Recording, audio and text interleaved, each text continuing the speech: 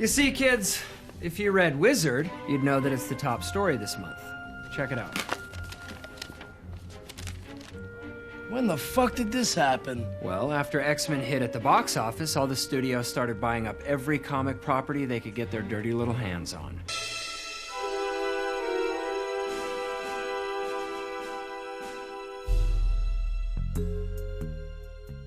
This video will analyse the rise in superhero films pre-2008, leading up to the beginning of the Marvel Cinematic Universe with Iron Man.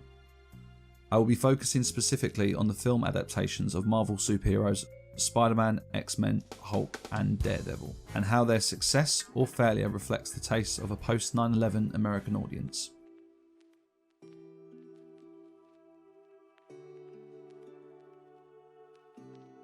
There has been a steady rise in the adaptation of comic books to film since their inception. Scott McCloud established a connection between comics and audiovisual media and suggested that the latter is a more suitable medium for the power of fantasy prevalent in the superhero genre. But the superhero genre has only seen a dramatic rise in production since 9/11. I have chose to focus on Marvel comic book adaptations, only because they had less creative control over the films compared to the other major comic book company, DC Comics. DC has been a subsidiary of Warner Bros. Entertainment since 1969, and subsequently Warner Bros. Exclusively adapt the DC Comics to film. Marvel created Marvel Films in 1993 with the intention of producing adaptations of their own. However, Marvel went bankrupt in 1996 and sold the rights to their characters to a multitude of studios and producers in the late 90s and early 21st century. This has resulted in Marvel having less creative control on the adaptation of the characters. Instead, a post-9/11 Hollywood has all the control. Marvel feature films have never received critical acclaim or box office success. The drastic failure of Howard the Duck, 1986, being a perfect example. The Punisher, 1989, had originally been slated for a feature film release, but then went straight to video. The Fantastic Four, 1994, had only been made to retain the legal rights of the characters and was never formally released. It was not until Blade, 1998, that a Marvel property had been financially successful, making over $70 million at the box office, and was praised by both comic book fans and non-readers. X-Men 2000 grossed over $54 million in its opening weekend, and over $157 million overall. After this, the superhero genre, particularly the Marvel characters, began to be optioned as serious products by the Hollywood studios. Although Spider-Man had been optioned in the 80s, production did not begin until Sony Pictures Entertainment bought the rights in 2000. The three Spider-Man films in 2000, 2004, 2007 set new opening day records in the United States in their theatrical debuts and were critically acclaimed as well. X2 2003 and X-Men The Last Stand 2006 made over $200 million each and were also critically acclaimed. Hulk 2003 received mixed reviews and polarised opinions from audiences and critics alike, with the film experiencing a second weekend box office drop of 69.7%. Likewise, Daredevil received poor critical reviews and made just over $100 million in America. Although comic books and the superhero genre have existed for many years in countries around the world, academic and scholarly analysis has been relatively barren. Although there has been work done on comic strips, comics and graphic novels, comic books and specifically the superhero genre have received major attention from 2006 onwards, with the exception of Richard Reynolds' Superheroes. Will Brooker details in Batman Unmasked the media's reaction in 1999 to him doing a PhD on Batman. The media response showed how superhero comics are still regarded in popular consciousness as low culture and damaging to children. I'm just going to go over now some of the key titles that we will be looking at throughout the course of this video. In the first part, we will look at the evolution of the superhero in the comic book form, starting with Golden Age Superman and ending with Iron Age Watchman, and how they have evolved to represent American fears and attitudes at each stage. We will also analyse what the comic book superhero represents to the American people. For the historical development of the superhero and the comic book form, I will be looking at Bradford W. Wright's Comic Book Nation. Wright is a cultural historian and provides a detailed history of comic books in America from their conception up until 9/11. This is a study to show how comics reflected the politics and social changes of their time in America. I will also be referring to Ian Gordon's Comic Strips and Consumer Culture, 1890 to 1945, William W. Savage Jr.'s Comic Books in America, 1945 to 1954, and John Ott's Dangerous Superpowers, Comic Book Heroes in American Masculinity in the Atomic Age. All of these texts work in the same way as Wright's book, but focus on specific periods in comic book evolution. In the second part, we will do a textual analysis comparison between the representation of the superhero in the Spider-Man film franchise and in Daredevil. This will explain how Spider-Man has been adapted from a Silver Age superhero to a Golden Age superhero, and why post-9/11 audiences would find this appealing as opposed to the Bronze Age hero in Daredevil. Lastly will be a textual analysis of the X-Men franchise and Hulk, exploring the representation and evolution of Magneto from pre-9/11 X-Men to post-9/11 X2 and X-Men The Last Stand. I will also analyse the representation of the title character in Hulk. Although Hulk is not a supervillain in the comic books, the adaptation to screen viewed by a post-9/11 audience can render him a supervillain rather than a superhero.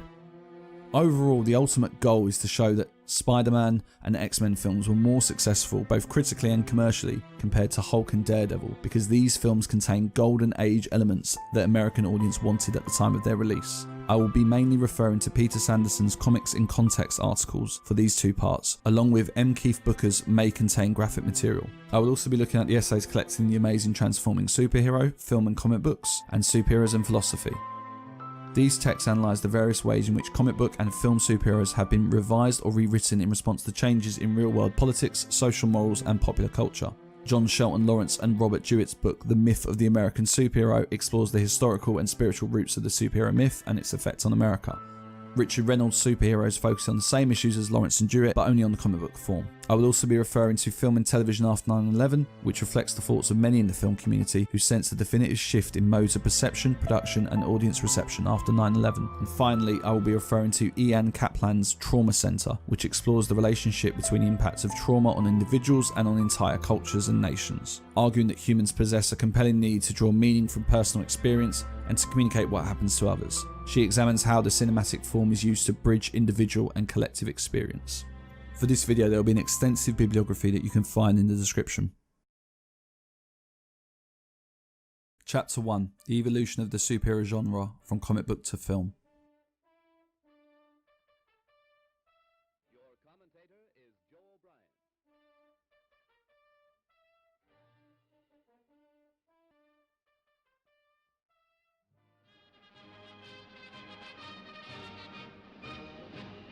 World War II was a turning point for the relationship between American politics and popular culture.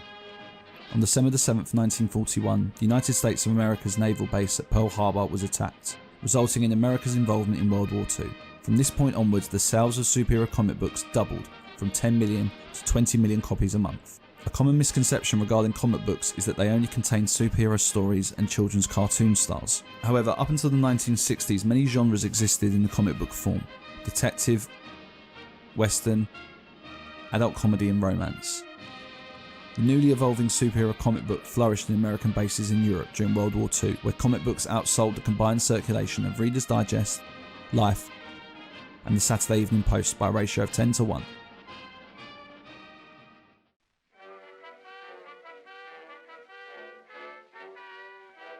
After World War II, superhero comic book sales immediately dropped and other genres began to dominate the form. This began a trend that exists today in America, where the popularity of superheroes rises in a time of war and social problems. Freud pointed out that how a nation reacts to traumatic events depends on the psychic history, on memories inevitably mixed with fantasies of prior catastrophes and political context within which a catastrophe takes place. The period of the superhero comics' first boom, 1938 to 1951, is referred to as the Golden Age.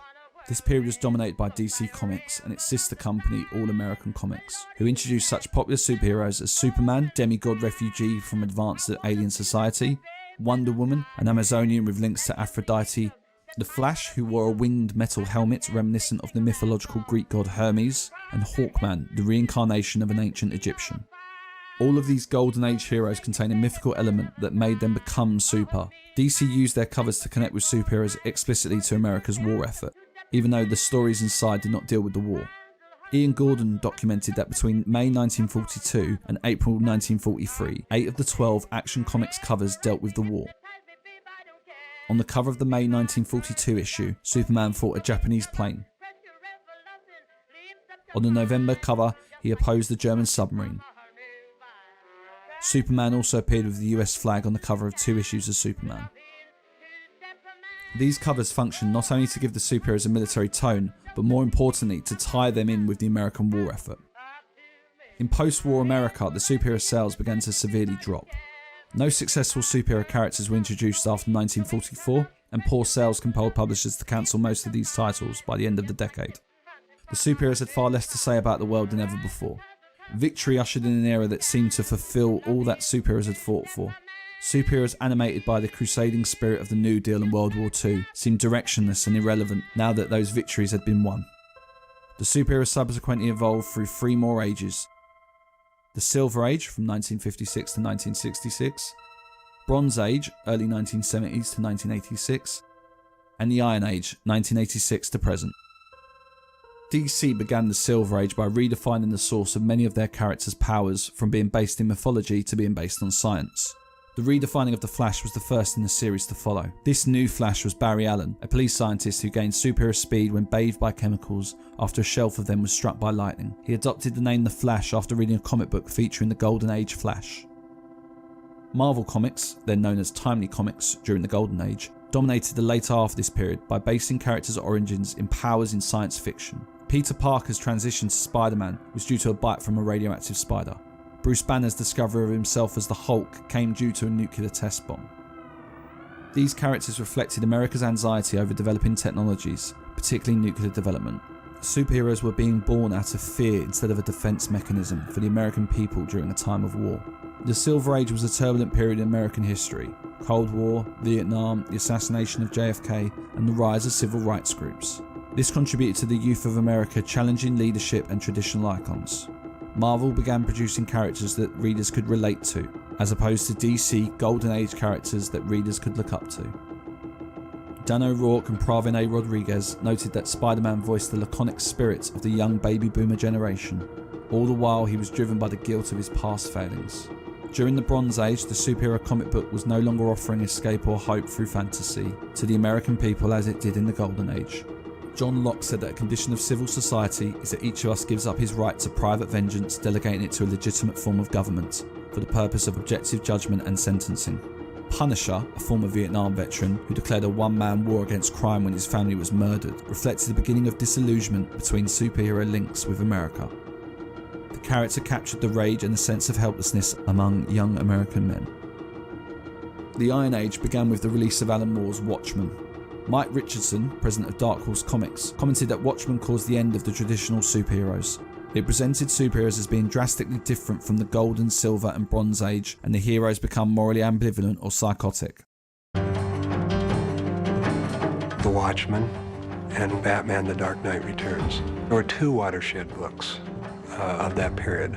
I think it was a good thing and a bad thing. I think that even though those works are both brilliant works, the traditional innocence of superheroes went out of the market at that point.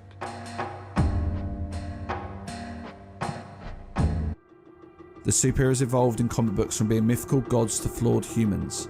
However, this is not known entirely to the non-reading public, which is the vast majority, compared to comic book readers, a point I will address later. Bradford W. Wright notes that television was the most severe blow to comic book sales. By 1955, nearly 3/4 of American homes owned a TV, and this became the prime source of family entertainment, making all other media such as films, magazines, comics, and popular music compete for the remainder of the public's leisure time. In the late 1980s and early 90s, a popular misconception began in American society that collecting comic books would be a good investment. What the speculators failed to notice was that the reason why the old comic books, especially those that were printed up until the end of World War II, were worth so much was because they were rare. This led to the comic book bust, which crippled the industry severely and is still to recover. Coupled with the rise of entertainment choices available to young people and the rise of the internet, comic books in 2008 were at their lowest sales. Furthermore, to pick up an individual issue of any superhero title, you would need a near encyclopedic knowledge of the character due to the serialized comic book form. Derek Johnson stated that the only way for the superheroes to still exist would be to change the medium. Danny Fingeroff noted that the decrease in comic sales ironically coincided with heightened profits generating public awareness of and an affection for superheroes via movies and TV series. But even if the comics die, Fingeroff asserts, the superheroes will live on through other media. The Oxford English Dictionary defines a hero as of superhero qualities favoured by the gods, illustrious warrior, and being admired for achievements and noble qualities. Furthermore, it is defined as a term coming from Greek antiquity. The superheroes become a myth in the sense that Roland Barthes uses the word, the substitution of complex political values and beliefs for simple common sense meanings. The superheroes become a symbol for what America represents. Superheroes are a meme, a term originally coined by Richard Dawkins, an element of culture that may be considered to be passed on by non-genetic means, especially in imitation. Although many people do not read comic books, they have a knowledge of what the superheroes represent. Since the creation of the first comic book superhero, Superman, characters have been merchandised to become a product, symbolising what the superhero stands for. Lynn Spiegel and Henry Jenkins' study of Batman as a character and the Batman TV show found that rather than viewers remembering specific episodes, they remembered generic elements of the ideals of the character. Therefore, superheroes have become embedded into popular consciousness in that at some levels, audiences do not know evolved facts about them, but instead remember them as seeking to right the wrongs in society. William G. Doty notes that rituals, symbols and myths establish conservative benchmarks, but at the same time they anticipate forms of the future as they determine and shape ideals and goals for both individual and society.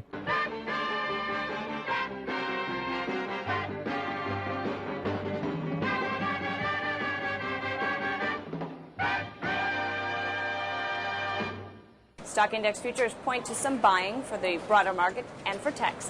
One sector that could provide a boost, wireless stocks.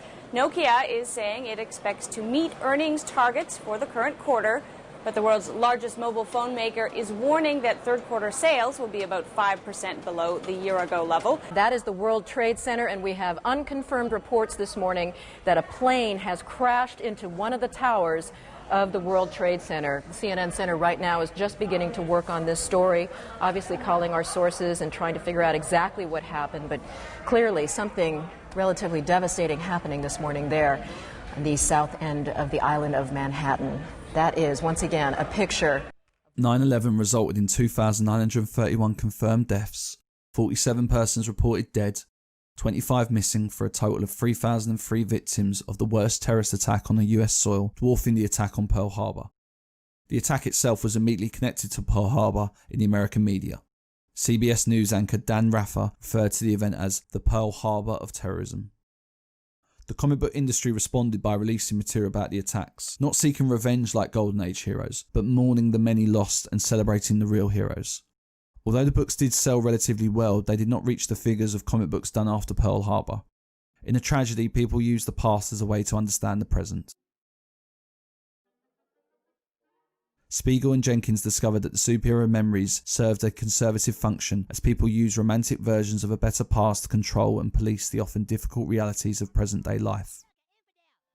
Superheroes offer a simplistic battle in popular consciousness between good and evil.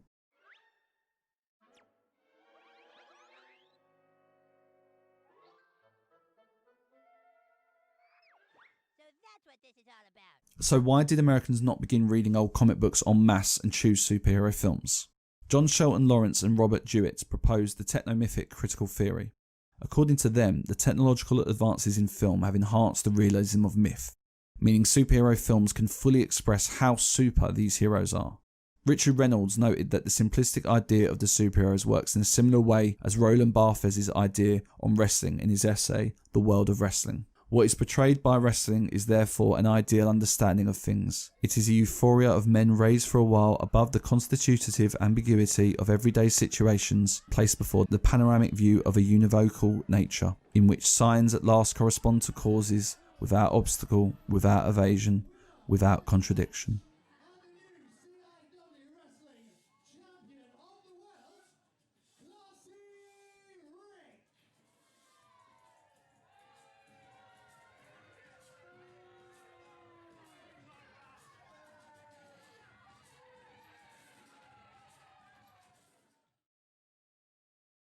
Chapter 2. Representation of the comic book superhero in films post 9/11.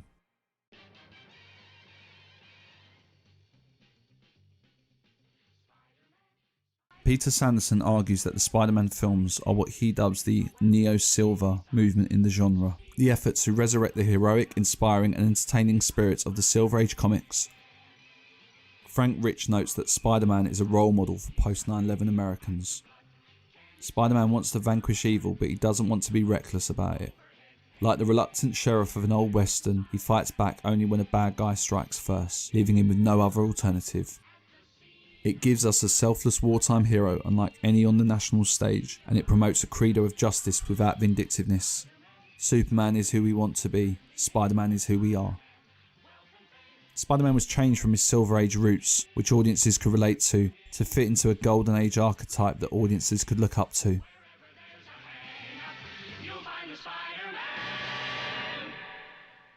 He fits into Joseph Campbell's classic monomyth. A hero ventures forth from the world of common day into a region of supernatural wonder. Fabulous forces are then encountered and a divisive victory is won. The hero comes back from his mysterious adventure with the power to bestow boons on his fellow man. The Spider-Man film is based on Amazing Fantasy 15, but has changed elements of his powers to fit him into the mythological roots of the Golden Age superheroes. In Amazing Fantasy number 15, Peter Parker receives most of his powers when he is bitten by a radioactive common house spider. He uses his technical skill to develop equipment and weapons to complement his powers, and wears a number of costumes, many of which have special properties. Spider-Man's origin is based in science fiction, as compared to Golden Age superheroes that have a mythical basis. Whereas in the comic book he creates web shooters, capable of artificial webbing, in the film he develops biological webbing in his forearms. This change makes him fit more into the Golden Age, because the film removes any reference to scientific development. His eyesight becomes perfect, he no longer requires glasses, and he becomes muscular, displaying physical strength unlike the comic book where he still maintains his nerdy and skinny look.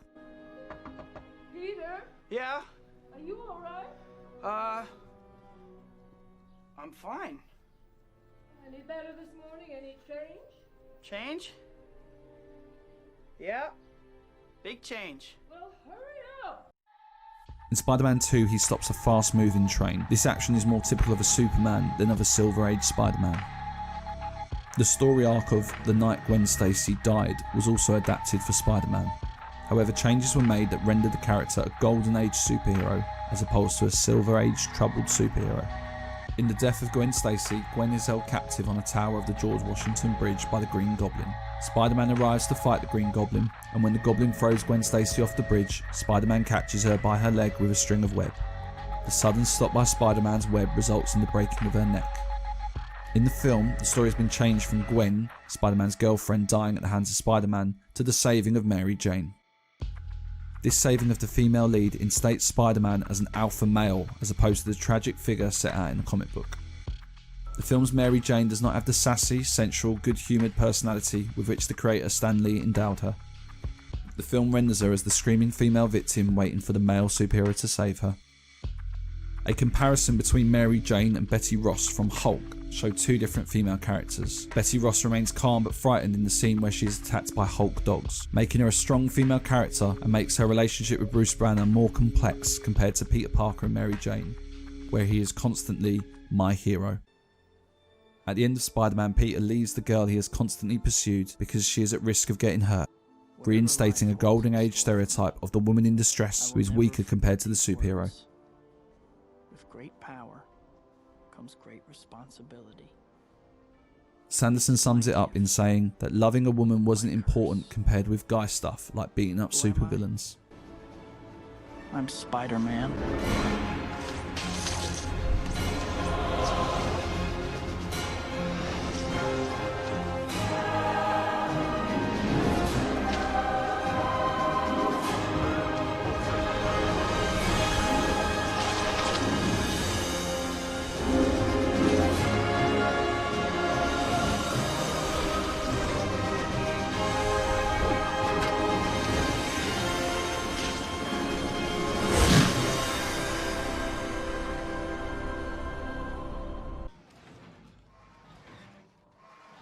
The production of Spider-Man was greatly affected by 9/11. Posters showing the World Trade Centers reflected in his eyes were immediately removed, along with the original trailer showing the spiderweb between the two towers.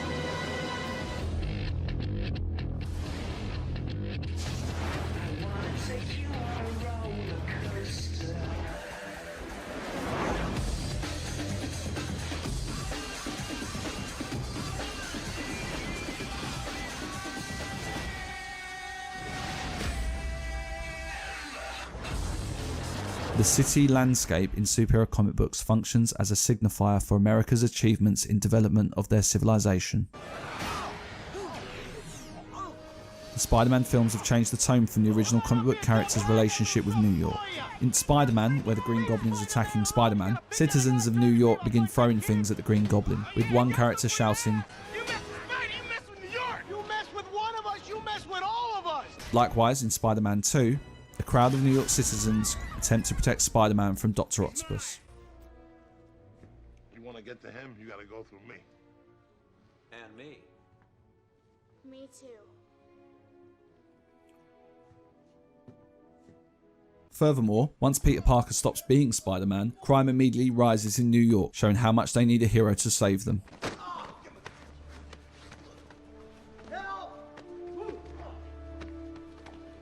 In Spider-Man 3, the whole city is presented as being in love with him, so much so they have a parade to celebrate him.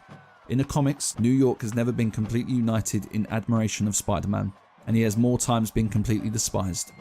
The original intention of Stan Lee in the creation of Spider-Man was to have a superhero not admired by the population, like Golden Age Superman. The film further expands a Golden Age hero by connecting Spider-Man with the American flag. In the last shot of Spider-Man, the American flag and Spider-Man occupy half of the screen, explicitly linking these two ideas as one. Similar to Captain America's costume, the superhero in the United States of America. A similar shot exists in Spider-Man 3, showing Spider-Man running to save Mary Jane as a large American flag waves behind him. Scenes of this patriotic nature hardly ever appear in Spider-Man comic books.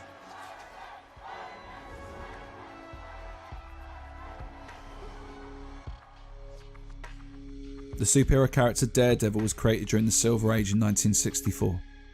Unlike other superheroes who are defined by what they can do, such as Superman, who can run faster than a speeding bullet, and Spider-Man, who can do whatever a spider can, Daredevil is defined and known as being the blind superhero. The character was always a second string character and was seen as being the poor man's Spider-Man. Both received their power at tender ages, both live in boroughs of New York, the death of a guardian figure is instrumental in the character's decisions to fight crime, and both are conflicted about the validity of their vigilantism. Both are prone to injury. It was not until Frank Miller took over that the character became one of Marvel's bestsellers. It was Miller's vision that was the inspiration for the Daredevil film, and it draws heavily on the Elektra saga. Miller broke the character down and most importantly made him Catholic, making him the first and only character to deal with theological issues and with the conflict of leading a double life, being a lawyer by day and a vigilante at night. Posters of the film showing the Daredevil costume and the Marvel label function as a paratext, signifying that this will be a Marvel superhero film, and the assumption arose that it would be a Spider-Man or an X-Men. A primary reason why non-comic book reading audiences originally went to see the film was because it was marketed as a Marvel superhero film. The title character is unknown outside of the comic books, and there had been no push for a film to be made of him, until X-Men was successful at the box office. However, the film's opening immediately signifies that this will not be a conventional superhero film. Director Mark Steven Johnson constantly remarked in interviews after the film's release that his intention was not to do a superhero film in the vein of Spider-Man or X-Men. This is what led to negative reviews of the film, because audiences were expecting and wanted a Golden Age superhero film. Daredevil starts with a blood drop rippling in a puddle.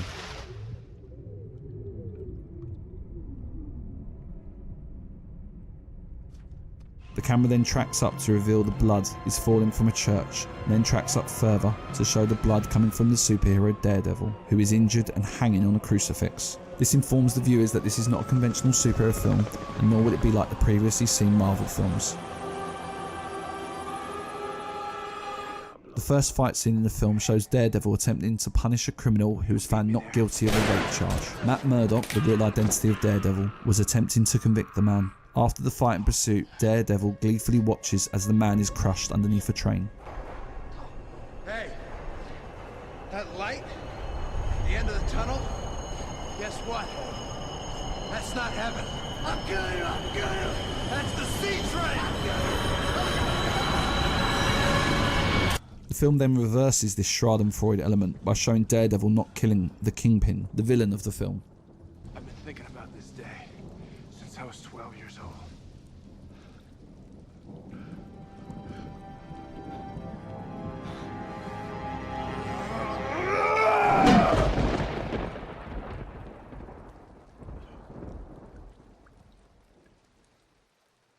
A superhero film convention would be that the Kingpin dies in an epic battle between good versus evil, a la Spider-Man. However, the battle between the Kingpin and Daredevil is essentially a bare-knuckle boxing match, with Daredevil triumphing not by an amazing martial arts move or luck, but by realistically hitting the Kingpin's knees. Daredevil's choice to let him live is confusing compared to his earlier treatment of characters who had not directly harmed him, while the Kingpin had killed his father. The film shows a complex superhero that fits more into the bronze mould that Miller defined him in, rather than a golden archetype, when audiences were expecting and wanted a more classical superhero myth. The word's out on the Kingpin. They're coming for you. The film at one point shows Matt Murdock return to his home, which is a rundown apartment in Hell's Kitchen. He removes his suit, revealing a large collection of scars covering his body.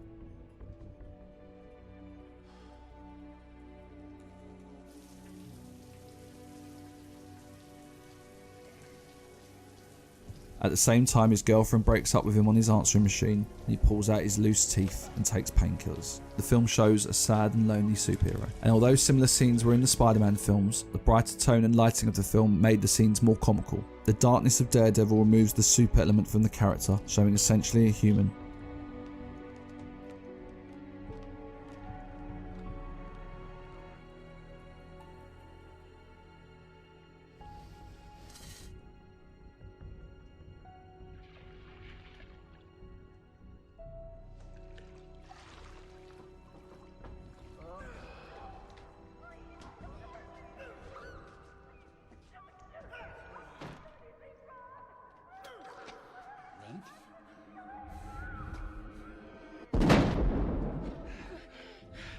His relationship with Elektra is also unusual because normally, superheroes have girlfriends or wives that have no extraordinary powers. Spider-Man and Mary Jane, Superman and Lois Lane. Daredevil's inability to save Elektra from Bullseye the villain because he was stabbed by Elektra meant he has to watch as she is impaled in a symbolic rape, rendering him as an impotent superhero. Furthermore, he puts sex over saving innocent people as opposed to Spider-Man, who constantly refutes Mary Jane's declaration of love as established previously. A non-conventional, blind, humanistic and impotent superhero was not what the audiences expected or wanted. The film shattered their expectations of a golden age superheroes that had been established in the reinvention of Silver Age Spider-Man to a golden age post-9/11 Spider-Man.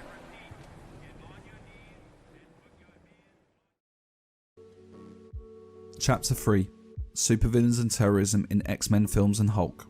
In the X-Men film franchise, there are drastic changes in the presentation of the villain in X-Men, made pre-9/11, and in X2 and in X-Men The Last Stand, made post-9/11. The films show the supervillain Magneto evolving throughout the series, at each point reflecting American attitudes. Richard Reynolds notes that in the superhero genre, superheroes are not called upon to act as the protagonists of individual plots. The superheroes are the protagonists of the myth, which is constructed as an intertextual reading of their careers. They function essentially as antagonists, foils for the true star of each story, the supervillain, who drives the narrative forward. The mutants in X-Men function as an allegory for racial, sexual, and any other intolerance based on the idea of people being different. X-Men opens with a scene from Auschwitz in 1944. A young boy is separated from his parents as he arrives at the concentration camp. As he is shut in behind enormous steel gates, the boy bends them with an ability to control metal until he is knocked unconscious by the butt of a Nazi soldier's rifle. Later in the film, the boy is revealed to be Magneto, and it is this event that leads to his prejudice towards humans. The opening reflects Reynolds' observation of the superhero genre, that the villain is the true star and the function to provide Magneto with a psychological motive for his actions. Although the superhero genre will be regarded as being part of the fantasy genre, this scene grounds the film in reality. Magneto has seen the ugliest side of humanity, so his actions in the film can be understood. The evocation of the Holocaust also provides important background in that Magneto, as a Holocaust survivor, complicates audiences' identification with the mutants and with his position as a supervillain, via sympathy with victims of the Holocaust. Magneto's goal in the film is to turn all the world's leaders into mutants, meaning that there will be no division between people. Xavier, the leader of the X-Men, views that all people can live together in peace and harmony, whereas Magneto believes this to be false. In this way, Xavier can be seen as Martin Luther King Jr. and Magneto as an early Malcolm X. Magneto even questions Malcolm X's famous line, "By any means necessary." This level of moral ambiguity that exists in the film would no longer present in any subsequent X-Men films after 9/11. X2 is about the X-Men and the Brotherhood, led by Magneto, uniting to stop William Stryker from eliminating all mutants, and compared to the first film, it takes place in a simplified moral universe. X2 was particularly influenced by the impact of 9/11, and the plot's message reflects America at the time. X-Men comic books have been around since 1963, and at the time when X2 was announced, had 38 years of history and stories. The graphic novel X-Men God Loves, Man Kills was chosen for X2. In the novel, a minister, the Reverend William Stryker, stirs up religious anti-mutant fever and kidnaps Professor X in an attempt to eradicate all mutants. Whereas in X-Men, Magneto sought to turn all humans into mutants, in X2, Colonel William Stryker, a rogue military colonel, seeks to kill all mutants. Stryker was altered for X2. He is no longer a religious extremist, but a military scientist who has gone into defence contracting. The transition is reflective of America's rise in Christianity following 9/11, which was encouraged by the George Bush administration. The American population would not have accepted a Christian fanatic attacking their superheroes, particularly after 9/11. Instead, Stryker is a character who was trained by the US government to fight for them, and then used the training for his own war, a la Osama bin Laden. The film's depiction of Stryker leaves essentially no room for audiences to identify with, and helps in the rehabilitation of Magneto and the uniting of mutants. The film's sequence of Magneto in prison, where he is tortured and brutalized by his human captors, serves the function of reorienting the moral universe of the films relative to X-Men by making Magneto a character who garners sympathy, and by establishing Stryker as the true villain.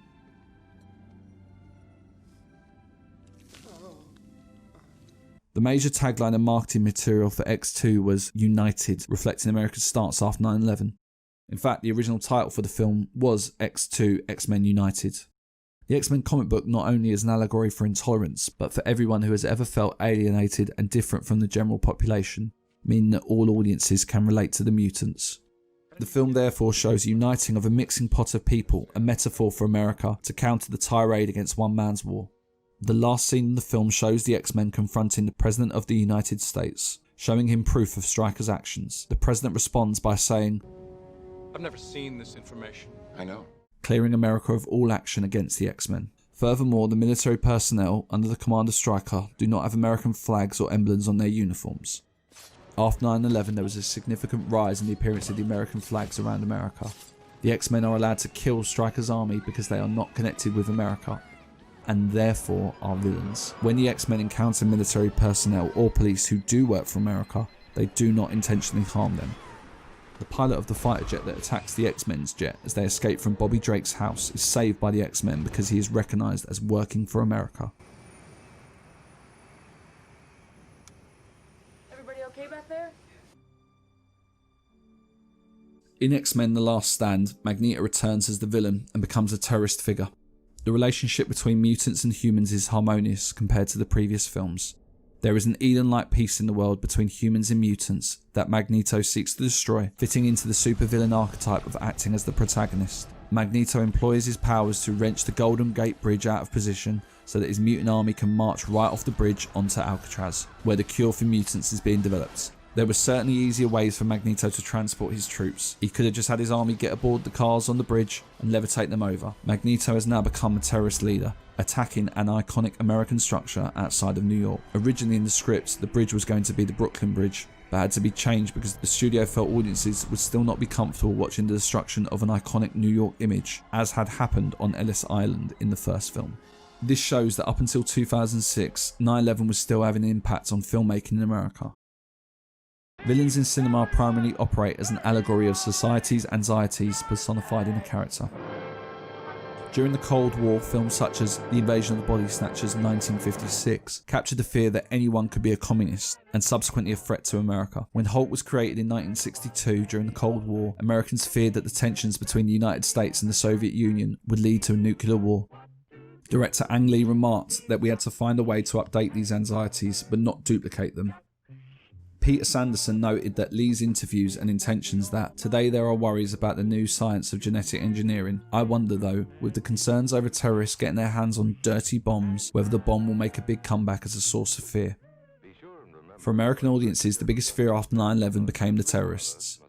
The Oxford English Dictionary defines a terrorist as anyone who attempts to further his views by a system of coercive intimidation, and one who attains, professes, or tries to awaken or spread a feeling of terror or alarm. An alarmist, a scaremonger. However, for many Americans post 9/11, a terrorist came to mean any individual who seeks to either destroy the American way of life or cause physical damage on American soil.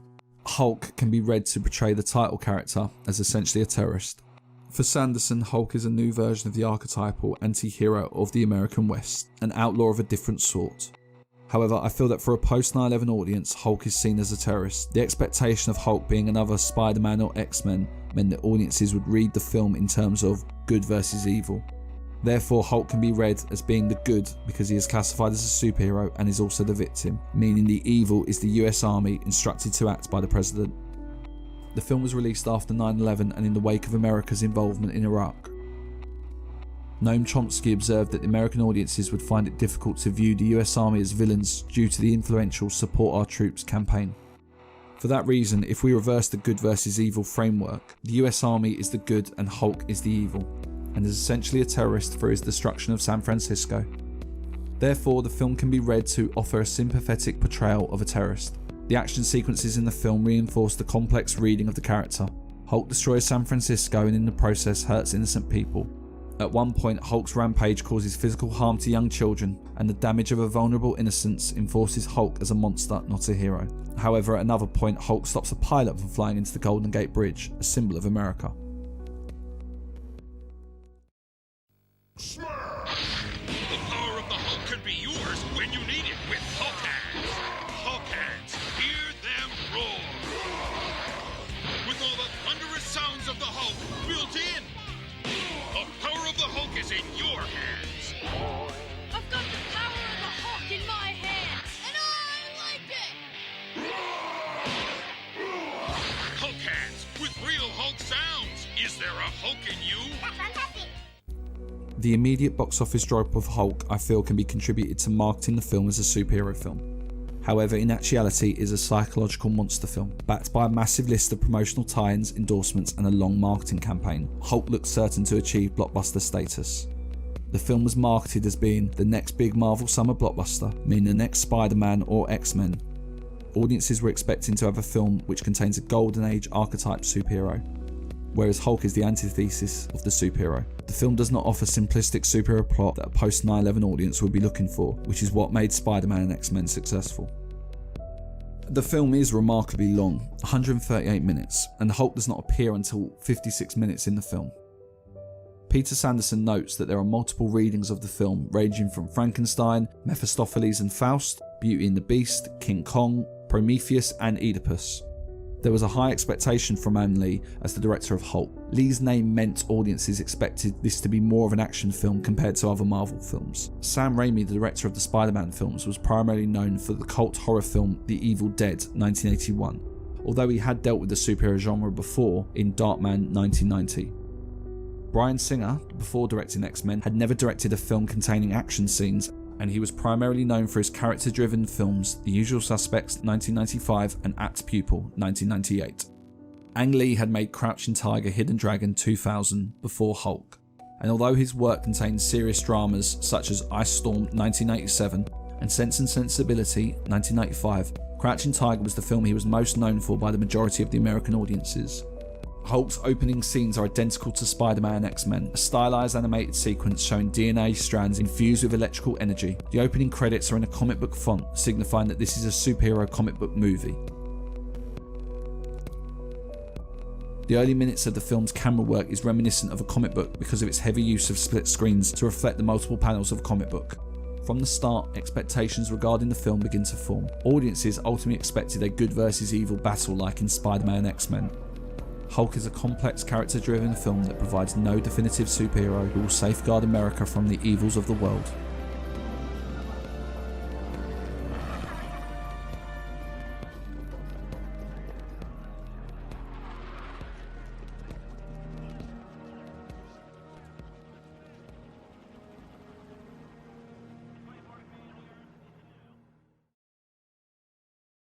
The costumes worn by characters in the superhero genre is an important point which needs to be briefly addressed, because it is one of the most apparent aspects of the genre. Peter Sanderson notes that a man without a superhero costume who was lifting a large object on an alien planet would indicate a science fiction adventure story, not a superhero tale.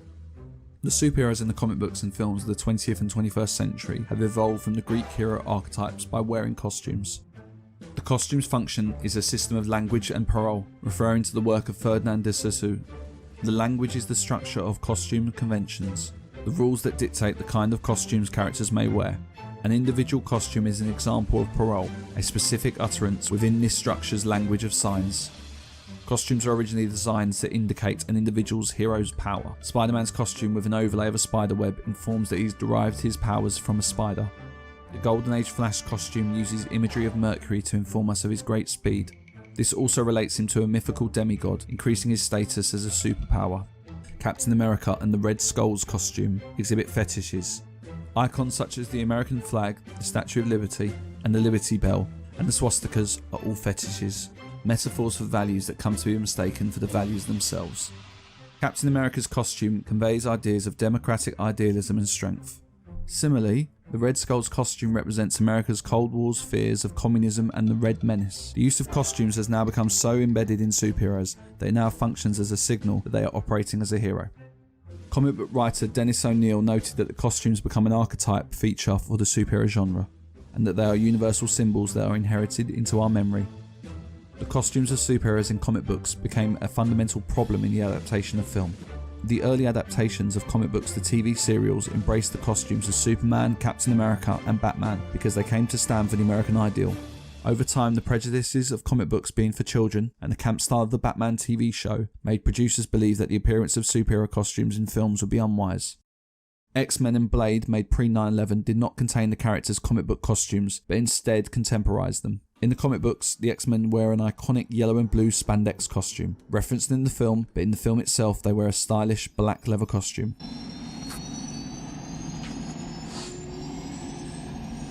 You actually go outside in these things? What would you prefer? Yellow spandex? This is because the original would appear comical and would distract from the mature nature of the film. However, post 9/11, all films produced by Marvel embraced their characters' original costumes because they are iconic representations of superheroes. In X-Men The Last Stand, the X-Men's costumes contain blue and yellow. The Green Goblin in Spider-Man is a representation of America's view of terrorism. He terrorizes from the skies above on a flying device and bombing buildings high up. The Green Goblin has changed from a green-skinned character wearing a Halloween costume to a green armoured outfit. The costume was negatively received by fans who referred to him as a Power Ranger. Ultimately, what this does is remove any notion of fear by reducing him to a comical appearance. This tactic was previously used in superhero comics during the Golden Age, such as World Finest Comics 19, with Japanese characters drawn with buck teeth and squinting eyes. Chris Murray notes that this image associates the morale-boosting imagery, the caricature of the enemy leaders, and the association of the hero with all-American values of carnival activities. Green Goblin is first defeated by Spider-Man when he is terrorizing New York during a carnival scene.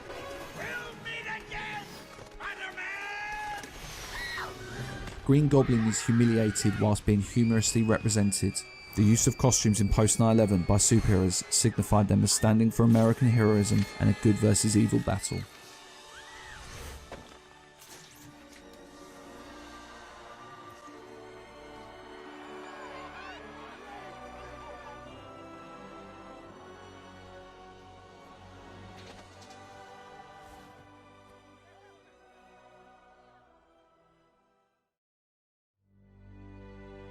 In conclusion, American audiences after 9/11 have ultimately turned to the superhero genre as they had done after Pearl Harbor.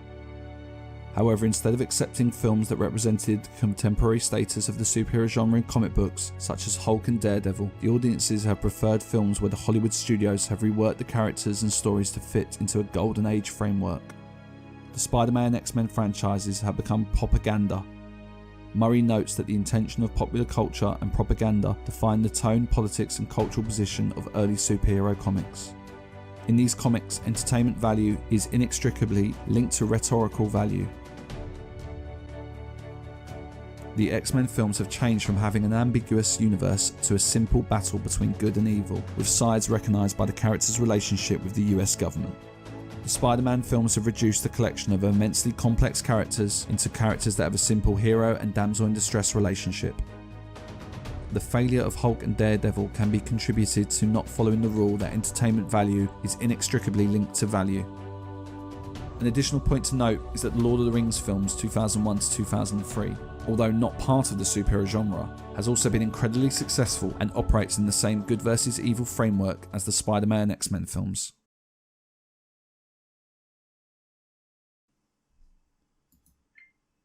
Bum, bum, bum. Good, still recording the audio.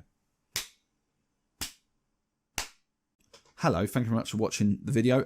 This last part I just want to read interrupt is this. I've not touched this. This is word from word as I wrote back in 2008 before the release of these films, and I just perused over it and I found it quite interesting. So let's listen then, shall we? Thank you.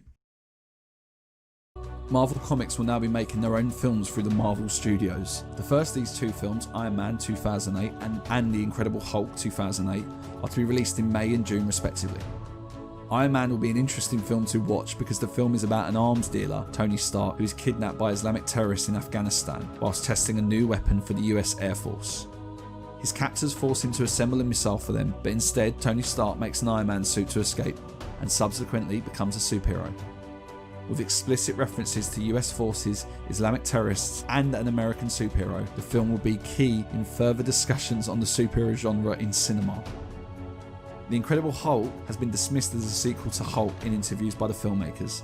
Instead, they have said that the film will be a new start to the Hulk franchise. The film will include the supervillain Abomination because filmmakers wanted both a genuine threat to the Hulk, which they feel that General Ross and the US forces cannot provide, and also a threat against humanity that Hulk could destroy. The trailer contains taglines, "Our only hope is something incredible," indicating that this will be a golden age superhero. And finally, an adaptation of Watchmen is to be released in 2009. It will be interesting to see how a book that essentially killed the good versus evil ideal in the superhero genre and comic books will be accepted by American cinema audiences.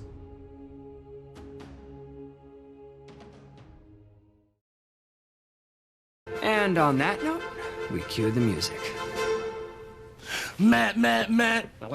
Matt, Matt, Matt. Matt, Matt, Matt. Matt, Matt, meow.